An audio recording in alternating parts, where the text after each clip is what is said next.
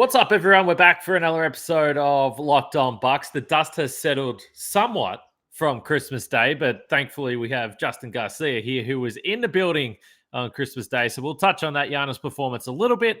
We'll move on to the conversation that has taken up a lot of our programming so far this season, and that's the play of Grayson Allen. But now that Donte is back, what does that mean?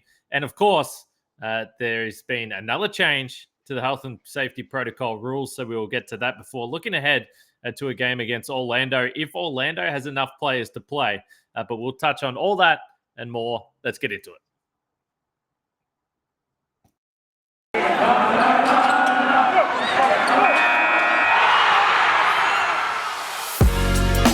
You are Locked On Bucks, your daily Milwaukee Bucks podcast, part of the Locked On Podcast Network, your team every day. Welcome to Locked On Bucks. I'm your host, Kane Pittman. You can see and hear me on this show daily and also find my work over at ESPN. And joining me, as he does very regularly from the Bucks Radio Network, Justin Garcia. You can see he's still working hard. He's still in at the studio there. Today's episode is brought to you by Truebill. Truebill is a new app that saves you money by helping you identify and stop paying for the subscriptions you don't want or need, and can even negotiate better deals on those you want to keep. And also, we appreciate you guys making Locked On Bucks your first listen of every day. And I know many of you did that over the last couple of days as you're listening back to the Christmas Day episode. That was obviously a fun game. Before we move on to Grayson Allen, before we move on to the upcoming games, you were in there. We already mentioned the fact that it was a different environment at Fiserv Forum a year earlier on Christmas Day when the fans weren't in the building. So just in general, the Christmas Day experience, how was that for you? It was great. I mean, you went from the uncertainty earlier in the week of, man, it's a bummer that this is the second year in a row that the Bucks get to host a Christmas Day game. This time there's finally fans, but man, it's a total bummer that it looks like Giannis isn't going to be there, and the mayor of Milwaukee, Bobby Portis, won't be there either. And then Giannis is there. It felt like the team was kind of sleepwalking, and it was just like, what is happening in the first half? And the building kind of had that odd energy as well, that they were like, this isn't what I signed up for. But the last 5 minutes of that game were like any other playoff experience that we've had. I think obviously fans being there for a game on Christmas Day added to that, but just seeing Giannis do what he did in the second half and the way they closed that game out, that game that closed to the Phoenix Suns game last year where they lost on the Devin Booker free throws, the way that they held off the Wizards in a regular season game at Fiserv Forum last year. I mean, these are the regular season games in recent memory that stood out where there was a buzz in the building and it felt like you were at a playoff game.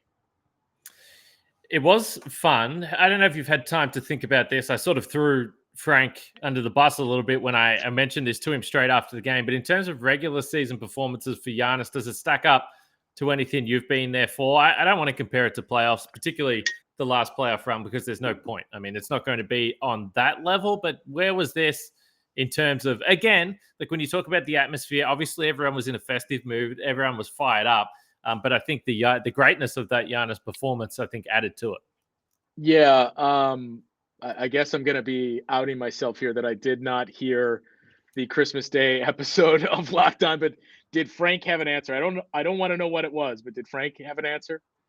No, he sort of just said it was one of the. It was one of, I mean, I think the ones that stand out the most were road games. Like you think back to the Portland Trailblazers game last year where it was a crazy efficient game.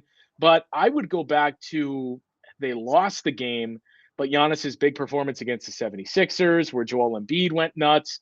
That's one that stands out. But to me, I mean, this kind of felt very much like a game against the Blazers before Fiserv Forum, where you could really tell Giannis is, man, this guy is going to be something special, where he single-handedly won the game.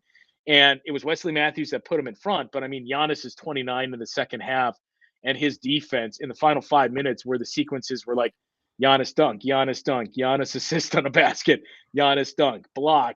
It felt like the close to that Blazers game where it was his offense and defense in the final year of the Bradley Center. And it was in the final, I think, 90 seconds that he brought them back, and it was on both ends of the floor. That's the comparison that I think of. Yeah, go take a look at the play-by-play if you can't specifically remember this, but it's hilarious to look at. Giannis just involved in absolutely everything. As I mentioned, we are going to get to Grayson Allen, but I figured right off the top, we may as well look ahead to tomorrow night's game. If I remember this correctly, off the top of my head, 6:30 tip, but they're down in Florida for a couple of games with the Orlando Magic. 6 o'clock. Don't forget that. Don't listen to me, as always. That's 11 a.m. Australian Eastern Daylight Time, in case you were wondering. But we'll see. I mean, this game looks like it's going to go ahead, but Orlando is one of those teams that's had a couple of games postponed, and I've got the injury report in front of me right now. You can almost skip by Brook Lopez because he's the only name on the list for the Bucks. This injury report is 8 pages long right now, right across the NBA. I've never seen anything like it. But if we go through these names for the Orlando Magic, Cole Anthony is out with a right ankle sprain. Mo Bamba, health and safety protocols. Michael Carter-Williams, our old friend, with a left ankle. Markelle Fultz with the left knee. Jonathan Isaac with the left knee. Etuan Moore with a left knee. Michael Mulder, health and safety protocols. Chuma Akiki, health and safety protocols. Terrence Ross, sometimes Buck Killer, health and safety protocols. Jalen Suggs with the right thumb as well. And the problem with the Orlando Magic is, and this has been the case for the Bucks earlier in the season, but given the COVID situation across the league, to have that many legitimate injuries on the injury report is a cruel blow for this Orlando Magic team. They haven't been overly competitive so far this season, but for the Bucks, with basically a full roster, you got a couple of games here that you just got to make the most of.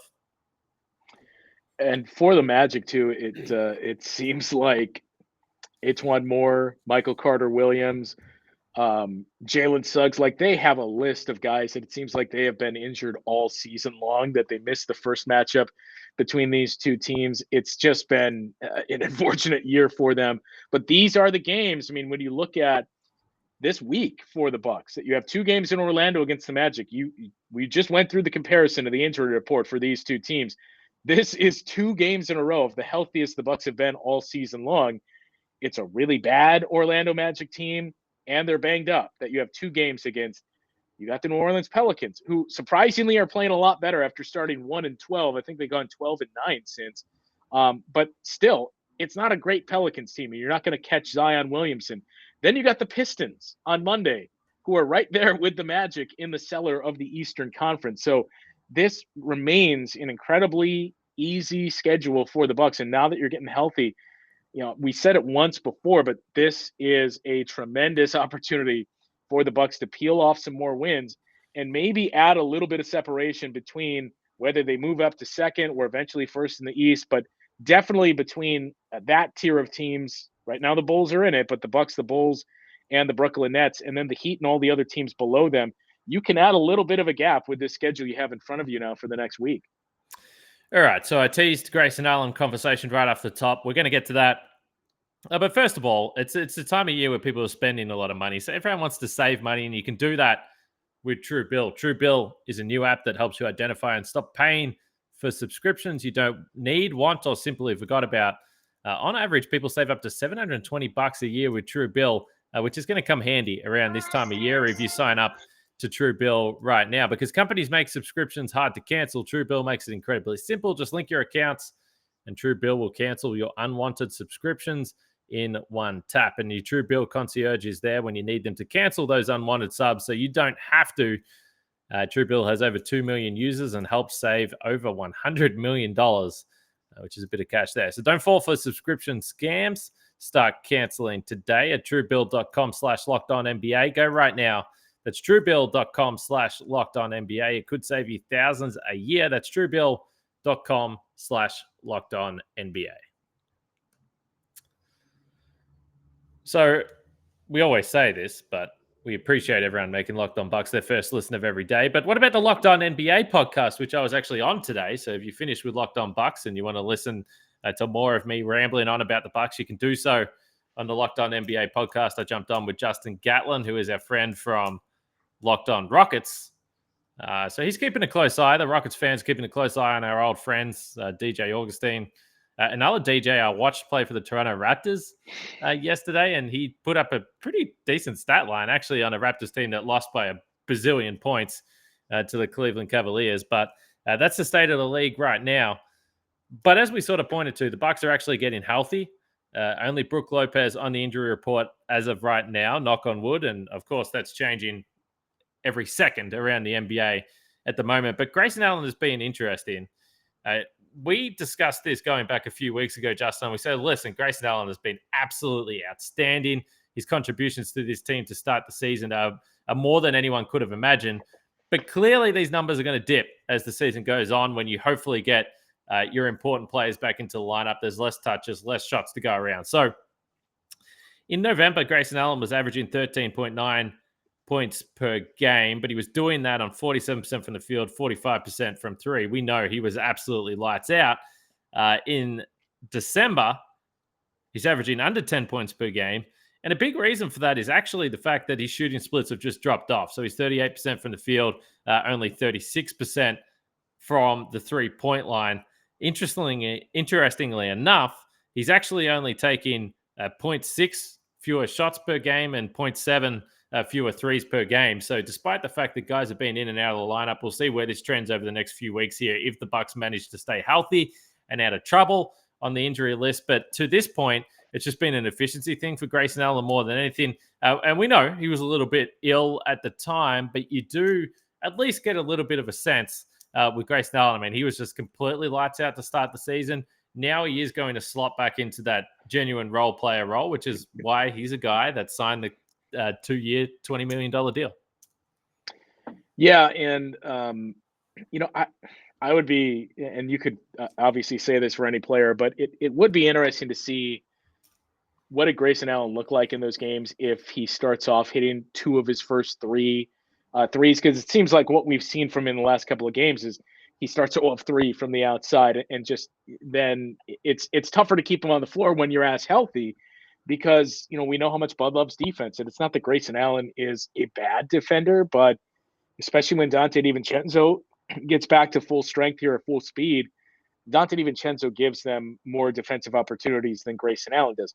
Wesley Matthews and what we're seeing from Wesley Matthews, and really, I mean, you want to point to the reason why you would say, look, this is what we want. It's the last 2 minutes of that game on Christmas Day, what Wesley Matthews and Drew Holiday were able to do on the perimeter. So I think that's been tough too, that if Grayson starts cold, as you progress in the game and you get later on, you have more than enough wing depth now that you're healthy, that there's other guys you trust more defensively that are going to get those minutes. So, for Grayson, I think the story for the remainder of the season is just going to be, you got to start hot. You got to make shots early, because that's what's going to lead to more minutes for him.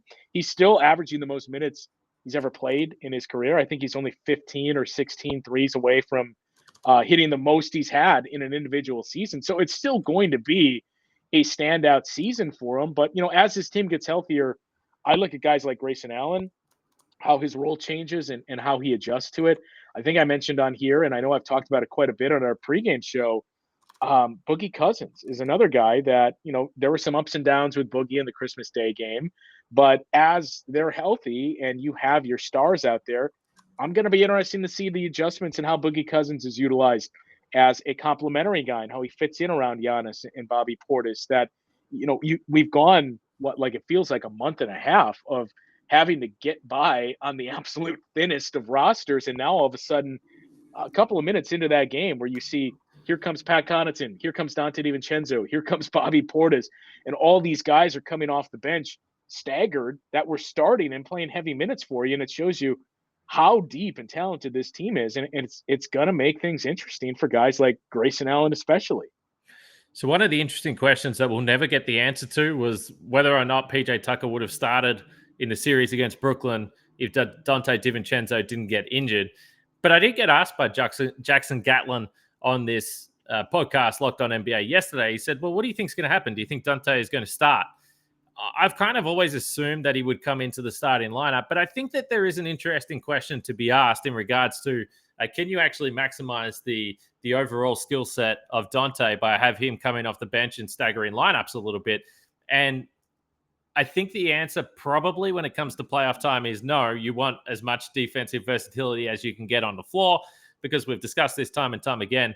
Yes, Giannis was incredible. Yes, Chris Middleton was incredible offensively. Brook Lopez had some big moments as well. But ultimately, the Bucks won the title on the defensive end with what they were able to do across the course of the 4 rounds. And just looking at Donte's numbers from last season, it is interesting. We always look at it and say, okay, well, look at Grayson Allen offensively. He's shooting the ball really well. He can score off the dribble a little bit more. He's got that floater game that perhaps Donte's still working on that touch around the basket. But overall, Donte last year was still 10.4 points per game. He got you double-digit scoring, which is probably around where Grayson Allen is going to be. And when you talk about a three-point threat, do I think that the league looks at Donte DiVincenzo as the same caliber shooter as Grayson Allen? I don't. But it still is a shock to me. I don't know how it's still a shock to me every time when I look at it that he shot 38% from 3 last year. And he's getting you 6 rebounds. And he's getting you 3 assists, can play make a little bit. And we know what he does defensively. So overall, Donte still, I think, is a better player than Grayson Allen. Do you have any thoughts in regards to what could potentially happen with the starting lineup here? Probably we're looking in a few weeks here as Donte still needs to ramp up and get back to game shape. I think I would agree that overall he does more that fits with this team. That Grayson Allen fills the biggest void in one of the premier shooters. That for as many strengths as Donte brings, he's not as good of a shooter as Grayson Allen, even though the shooting splits are pretty comparable. But still, Grayson Allen, I think everybody would say, well, I trust this guy more to hit those shots consistently. And I kind of feel like Donte eventually is going to be back in the starting lineup as well. It might be a couple of games, it might be a couple of weeks, but I think eventually he'll be back there.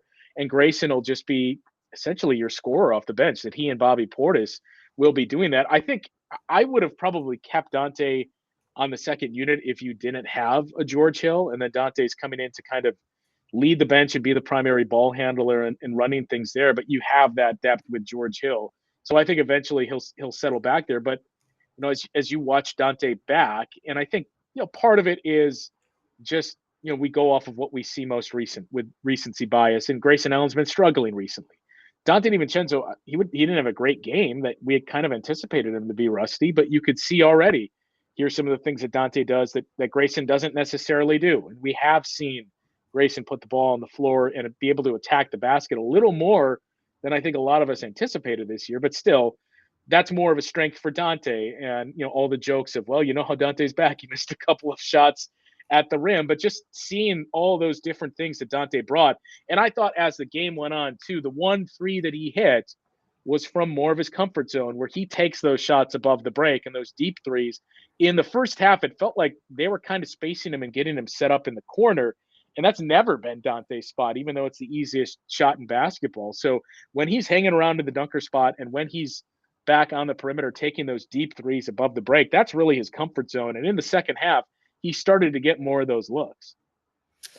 So there is contract stuff that I want to get to here as well. And the Bucks took a pretty educated gamble, I would say, with the Grayson Allen contract prior to the season. I think most people thought that was a pretty good deal. Maybe not a few national media members, but outside of that, I think most of us thought it was a pretty good deal. But if you're into gambling, then betonline.ag has you covered this holiday season with more props, odds, and lines than ever before as football continues its march through the college bowl season and into the pro football playoffs. BetOnline remains your number one spot for all the sports action this season. Head to the website or use your mobile device to sign up today and receive your 50% welcome bonus on your first deposit. Just use our promo code LOCKEDON to receive your bonus from basketball, football, NHL, boxing, UFC, right to your favorite Vegas casino games. Don't wait to take advantage of all the amazing offers available for the 2021 season. BetOnline is the fastest and easiest way to bet on all your favorite sports. So don't wait to take advantage of those offers we already discussed. That's BetOnline, where the game starts. So contractually, there's still going to be a decision to make for the Bucks when it comes to Donte DiVincenzo, and I think it's really difficult to predict where his value lies just based on availability that hasn't been there over the course of his career so far, and obviously the sample size that we're going to see here leading up to hopefully another long playoff run for the Bucks. When you mentioned Grayson Allen and your scorer off the bench, now I do think that Grayson Allen is a more versatile scorer and a better defender, even though I think he would be classified as an average defender in the league. He brings more to the table than Bryn Forbes, but it's interesting if he does go to the bench and he is classified sort of as that bench scorer. It is kind of a similar role to what Bryn Forbes was playing with his team last year. We saw that he obviously fell out of the rotation. I don't think that Grayson Allen's going to fall out of the rotation, but I can see a scenario where, as you pointed to a little bit earlier, when you really tighten up the rotation come playoff time, Donte's going to be in there. Wes Matthews looks like he could be a player that's going to be in there. Pat, we know, George Hill, and all of a sudden those minutes really do squeeze up a little bit there. So with that in mind, the 2-year, $20 million contract that I think that we all like. I mean, we think the value is there. I also like it because that $10 million salary slot there is a nice one moving forward. If you did want to make a trade, obviously Allen is a valuable player around the league. What do you think we are looking at with Donte? And I know we've discussed this before, so maybe nothing has really changed, but you are looking at a player that I think overall would be viewed as more complete. And if he does come back and move back into the starting lineup on a team that potentially could have a finals run, a championship run, he's going to have some value by the end of the season.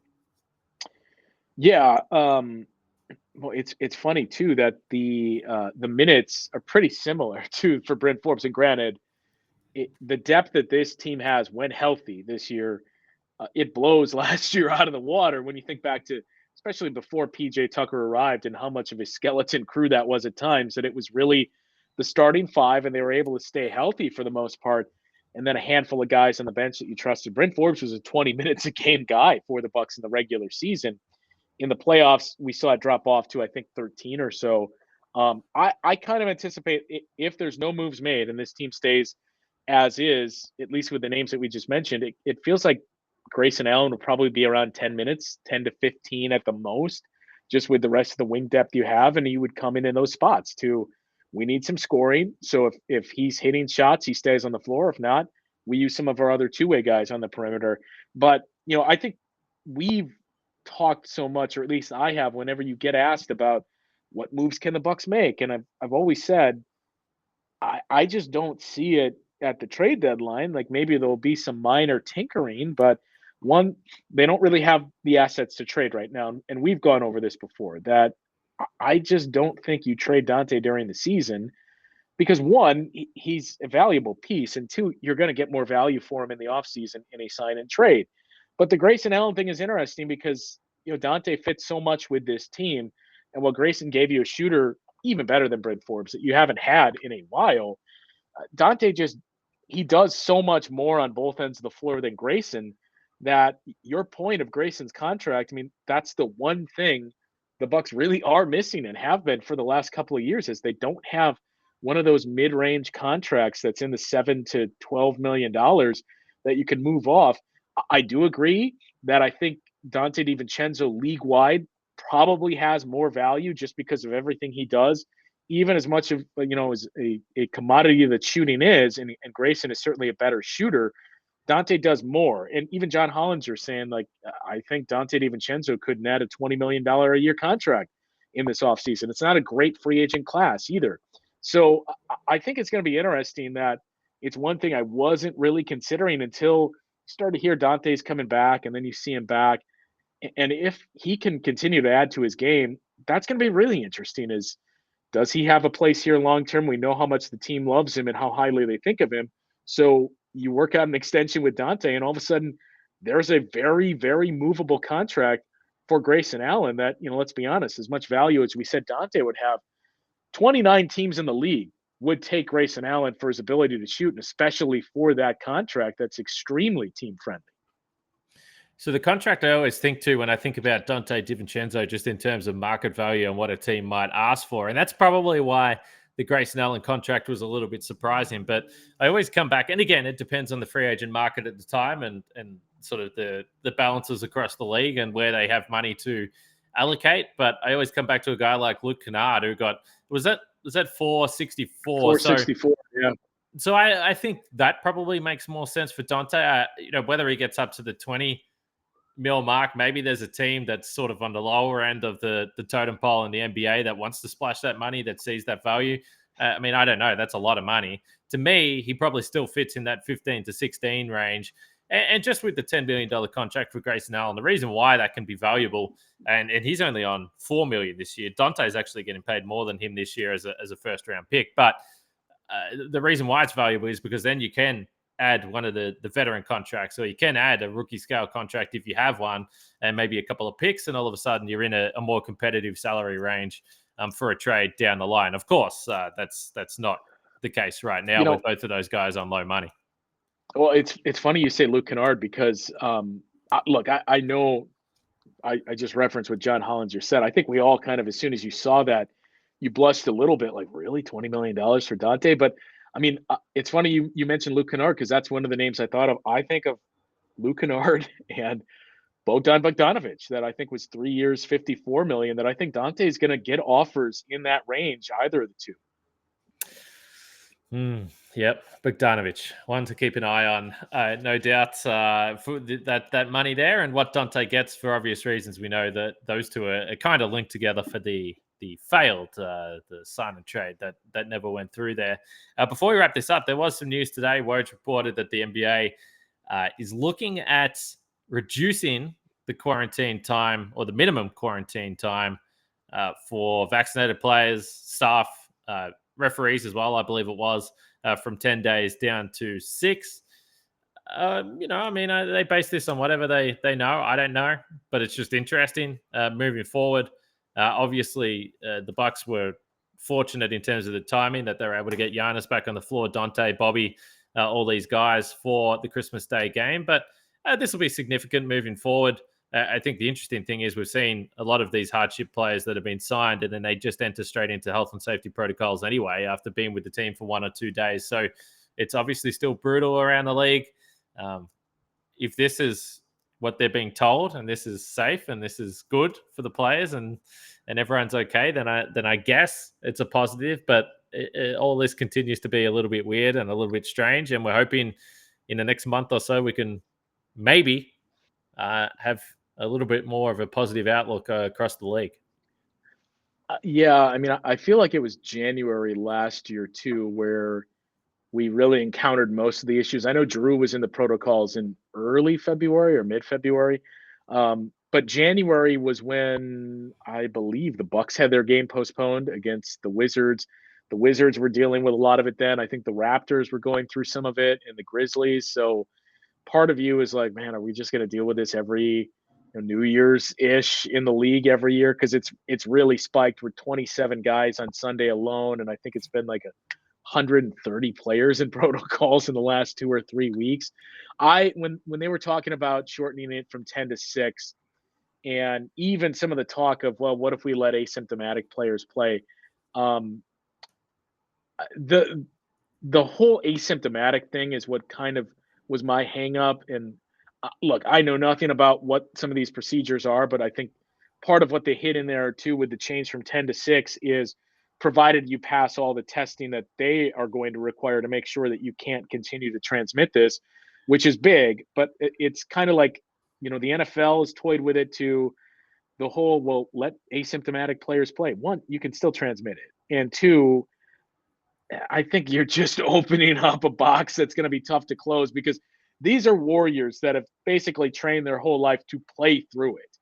And if you say, well, if you're asymptomatic, you can play, I mean, it seems like you're going to run the risk of players that may not be asymptomatic, but aren't really dealing with it, that are just going to lie and say, yeah, I'm fine. And you're going to start to see more and more of those guys playing. So I think they've seen some encouraging signs in the last couple of weeks think back to the 4 guys in the last 10 days that have dealt with it from the Bucks.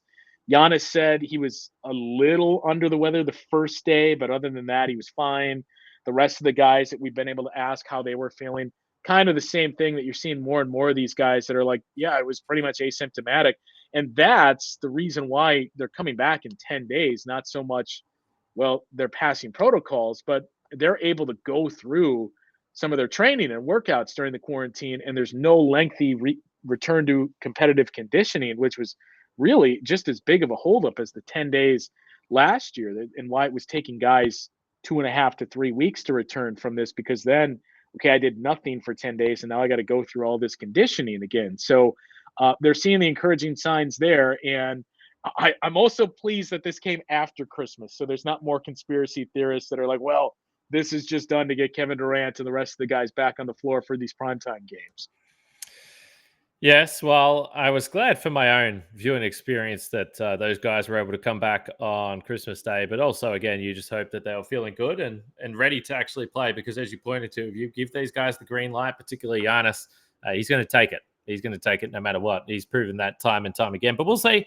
We'll see where it plays out from here. But if you are into betting, you should be checking out the Locked On Bets podcast with your boy Q and handicapping expert Lee Sterling. Check that out wherever you get your podcast. But for now, we'll leave it there. 6 p.m. Central Time it is. 6 p.m. Central Time. Bucks and Magic. A couple of games against Orlando here in the next couple of games. We'll be back after the game to wrap it up. But for now, for myself, for Justin, take it easy. We'll catch you guys after the game in Orlando.